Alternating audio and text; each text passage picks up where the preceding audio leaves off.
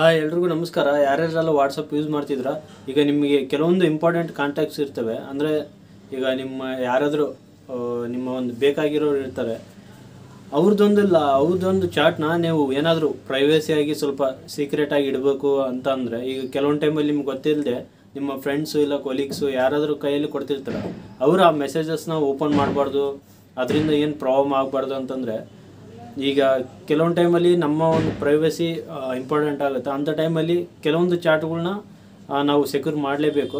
So ಹಂಗಾಗಿನೇ ವಾಟ್ಸಪ್ಪಲ್ಲಿ ಯಾವ ಥರ ಸೆಟ್ಟಿಂಗ್ ಇದೆ ಅಂತಂದರೆ, ನಿಮಗೆ ಬೇಕಾಗಿರೋ ಒಂದು ಚಾಟ್ ಏನಿರುತ್ತಲ್ಲ ಅದಕ್ಕೆ ಸಪ್ರೇಟಾಗಿ ನೀವು ಲಾಕ್ನ ಇಡ್ಬೋದು. ಅದು ಯಾವ ಥರ ಅಂತ ಈ ಒಂದು ವಿಡಿಯೋದಲ್ಲಿ ತಿಳಿಸ್ಕೊಡ್ತೀನಿ. ಅದಕ್ಕಿಂತ ಮುಂಚೆ ನೀವು ಏನಾದರೂ ನನ್ನ ಚಾನಲ್ನ ಸಬ್ಸ್ಕ್ರೈಬ್ ಮಾಡೋದು ನೋಡ್ತಿದ್ರೆ ಸಬ್ಸ್ಕ್ರೈಬ್ ಮಾಡಿ, ಆಮೇಲೆ ಲೈಕ್ ಮಾಡೋದು ಮರಿಬೇಡಿ. ವಿಡಿಯೋ ಸ್ಟಾರ್ಟ್ ಮಾಡೋಣ ಬನ್ನಿ. ನೋಡಿ, ಫಸ್ಟು ನಿಮ್ಮ ಒಂದು ವಾಟ್ಸಪ್ನ ಓಪನ್ ಮಾಡ್ಕೊಳ್ಳಿ. ಓಪನ್ ಮಾಡ್ಕೊಂಡ್ಮೇಲೆ ಇಲ್ಲಿ ನಿಮಗೆ ಏನು ಬೇಕಾಗಿರುತ್ತಲ್ಲ ಆ ಒಂದು ಚಾರ್ಟ್ನ ಪ್ರೆಸ್ ಮಾಡಿ ಇಟ್ಕೊಳ್ಳಿ.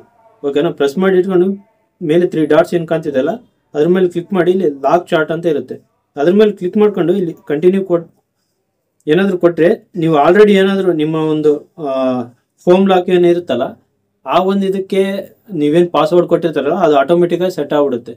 ಇಲ್ಲಾಂತಂದರೆ ಇನ್ನೂ ನೀವು ಏನಾದರೂ ಸೆಟ್ ಮಾಡಿಲ್ಲ ಅಂತಂದರೆ ಇಲ್ಲಿ ಕೇಳುತ್ತೆ, ನೀವು ಸೆಟ್ ಮಾಡ್ಕೋಬೋದು. ಮೇಲ್ಗಡೆ ನೀವು ನೋಡ್ತಿರಲ್ಲ ಲಾಕ್ಡ್ ಚಾರ್ಟ್ಸ್ ಅಂತ, ಅಲ್ಲಿ ನೀವೇನು ಲಾಕ್ ಮಾಡಿರ್ತಾರಲ್ಲ ಆ ಒಂದು ಚಾರ್ಟ್ ಅಲ್ಲಿ ಇರುತ್ತೆ. ಅದೇನಾದರೂ ಓಪನ್ ಮಾಡ್ಬೇಕಂತಂದ್ರೆ ನಿಮ್ಮ ಒಂದು ಇಲ್ಲ ನೀವೇನು ಲಾಕ್ ಮಾಡಿರ್ತಾರಲ್ಲ ಕೀಬೋರ್ಡ್ ಏನಾದರೂ ಕೊಟ್ಟಿದ್ರೆ ಅದು ಕೇಳುತ್ತೆ, ಏನು ಪ್ರಾಬ್ಲಮ್ ಆಗಲ್ಲ ನೀವು ಇನ್ನೊಬ್ರ ಕೈಯಲ್ಲಿ ಕೊಟ್ರು. ಓಕೆನಾ? ಐ ಹೋಪ್ ಈ ವಿಡಿಯೋ ನಿಮಗೆ ಇಷ್ಟ ಆಗಿದೆ ಅಂತ ಅನ್ಕೊಂತಿದ್ದೀನಿ. ವಿಡಿಯೋ ಇಷ್ಟ ಆಗಿದ್ರೆ ಲೈಕ್ ಮಾಡಿ, ಆಮೇಲೆ ಸಬ್ಸ್ಕ್ರೈಬ್ ಮಾಡಿದ್ರೆ ಇನ್ನೂ ಯಾರಾದರೂ ನೋಡ್ತಿದ್ರೆ ಸಬ್ಸ್ಕ್ರೈಬ್ ಮಾಡಿ. ಮುಂದಿನ ವಿಡಿಯೋದಲ್ಲಿ ಸಿಗ್ತೀನಿ. ನಮಸ್ಕಾರ.